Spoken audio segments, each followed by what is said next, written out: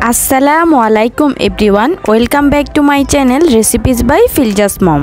আজ তৈরি করে দেখাবো বাবুর্চিদের রেসিপি ফলো করে রান্না করা চট্টগ্রামের ঐতিহ্যবাহী মেজবানি মাংস। চট্টগ্রামের ঐতিহ্যবাহী মেজবানি মাংস এক একজন এক একভাবে রান্না করে থাকেন, আর এই মাংসের অসংখ্য রেসিপি ইউটিউব এবং ইন্টারনেটে আছে। তবে আজ আমি আপনাদেরকে তৈরি করে দেখাবো এমনভাবে যে রেসিপিটি আমি হুবহু ফলো করেছি একজন বাবুর্চির রেসিপিতে। চলুন তাহলে আর কথা না বাড়িয়ে দেখে নেই কিভাবে তৈরি করতে হয় এই চট্টগ্রামের ঐতিহ্যবাহী মেজবানি মাংস। এখানে আমি একটা বাটির মধ্যে নিয়েছি গরুর মাংস 1.5 কেজি। সাধারণত গরুর হাড়, চর্বি, মাংস, কলিজা, ব্রেন সবকিছু দিয়ে এই মেজবানি মাংস রান্না করা হয়। সেজন্য আমি এই মাংসের মধ্যে মাংস, চর্বি, হাড় সবকিছুই নিয়েছি। আর আমি এখানে 200 গ্রাম নিয়েছি গরুর কলিজা। চেষ্টা করবেন মেজবানি মাংস রান্না করার সময় গরুর কলিজাটা অবশ্যই ব্যবহার করতে, এতে করে মাংসগুলো খেতে বেশি ভালো লাগে। এবারে এই কলিজাগুলোকে আমি এই মাংসের সাথে অ্যাড করে দিচ্ছি। আর মাংস এবং কলিজা দুটোকেই কিন্তু আমি আগে থেকে ভালোভাবে ধুয়ে পানি ঝরিয়ে নিয়েছিলাম। এবারে আমি মাংসগুলোকে যে পাত্রে রান্না করব সেই পাত্রের মধ্যে এই মাংসগুলোকে নিয়ে নিলাম। যেহেতু এই মেজবানি মাংস রান্না করা হয় হাতে মাখিয়ে, তাই আজকে আমি হাতে মাখিয়েই সবগুলো মশলা অ্যাড করে দিব। প্রথমেই দিয়ে দিচ্ছি আদা বাটা 2 টেবিল চামচ, রসুন বাটা দিয়ে দিচ্ছি 1.5 টেবিল চামচ, পেঁয়াজ কুচি দিয়ে দিচ্ছি 1 কাপ, লাল মরিচের গুঁড়া দিয়ে দিচ্ছি 2 টেবিল চামচ। তবে ঝালের পরিমাণটা আপনারা বাড়িয়ে কমিয়ে দিতে পারবেন। 1 টেবিল চামচ দিয়ে দিচ্ছি হলুদের গুঁড়া, ধনিয়ার গুঁড়া দিয়ে দিচ্ছি 1/2 টেবিল চামচ, গরম মশলার গুঁড়া দিয়ে দিচ্ছি 1 টেবিল চামচ। এবার আমি এই মাংসে গোটা মশলা ব্যবহার করব।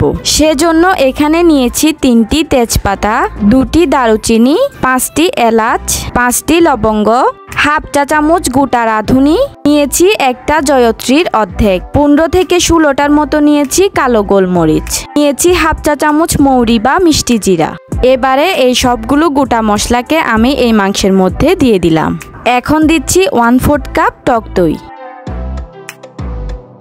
এবারে চীনা বাদাম বাটা দিয়ে দিচ্ছি 1 টেবিল চামচ। আমি চীনা বাদামগুলোকে 20 মিনিটের জন্য পানিতে ভিজিয়ে রেখে তারপর খোসা ছাড়িয়ে বেটে নিয়েছি। এবারে এখানে আমি নিয়েছি 2 টেবিল চামচ পরিমাণ মেজবানি মাংসের স্পেশাল মশলা। ঐতিহ্যবাহী মেজবানি মাংসের স্পেশাল মশলার রেসিপি আমার চ্যানেলে অলরেডি আপলোড করা রয়েছে। আপনারা এই মশলার রেসিপিটি জানতে চাইলে অবশ্যই আমার চ্যানেলে ঘুরে আসতে পারেন। আপনাদের সুবিধার জন্য আমি লিংক উপরে আই বাটনে দিয়ে দিলাম। এবারে দিয়ে দিচ্ছি 1 টেবিল চামচ থেকে সামান্য কম পরিমাণে লবণ, তবে লবণ আপনারা স্বাদ অনুযায়ী ব্যবহার করবেন। এখন দিয়ে দিচ্ছি 1.25 কাপ সরিষার তেল। মেজবানি মাংস রান্না করতে হলে অবশ্যই কিন্তু সরিষার তেলই লাগবে, সয়াবিন তেলে এই মাংসের স্বাদ ভালো হবে না। এবারে আমি হাতের সাহায্যে এই সবগুলো মশলা এবং মাংসকে ভালোভাবে মাখিয়ে নিব। এই কাজটা অবশ্যই একটু সময় নিয়ে করতে হবে, কারণ এই পর্যায়ে মাখানো যতটা ভালো হবে মাংসের স্বাদও ঠিক ততটাই ভালো হবে।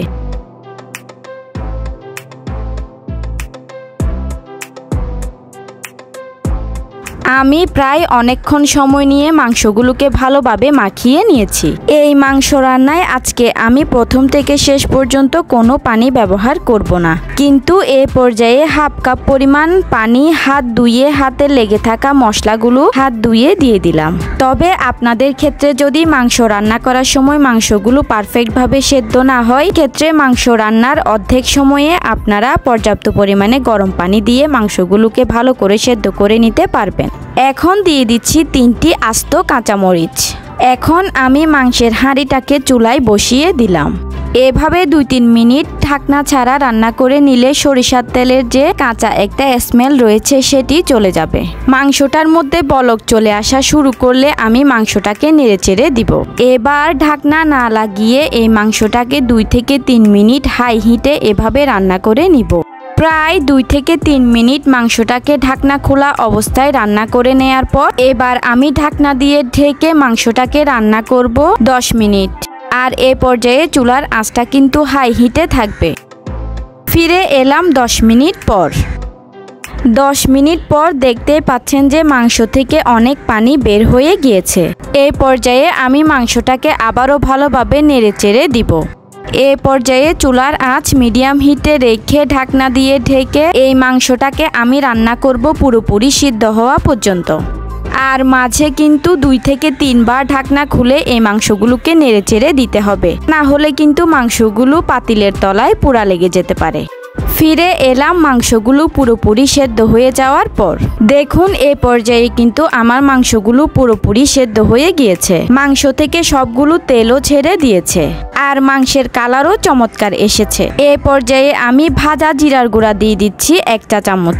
এই ভাজা জিরার গুঁড়া দেওয়ার কারণে মাংসের মধ্যে খুব সুন্দর একটা ফ্লেভার আসবে। আরও দিয়ে দিচ্ছি 4-5টা কাঁচামরিচ।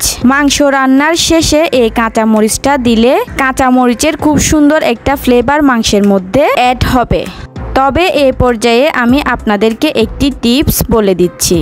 টিপসটা হলো, মাংস রান্না করার সময় তখনই বুঝবেন যে আপনার মাংস রান্নাটা হয়ে গেছে যখন দেখবেন যতটুকু তেল দিয়েছিলেন মাংসে ঠিক সেই পরিমাণ তেল মাংসটা ছেড়ে দিয়েছে। তখনই বুঝবেন আপনার রান্নাটা কমপ্লিট।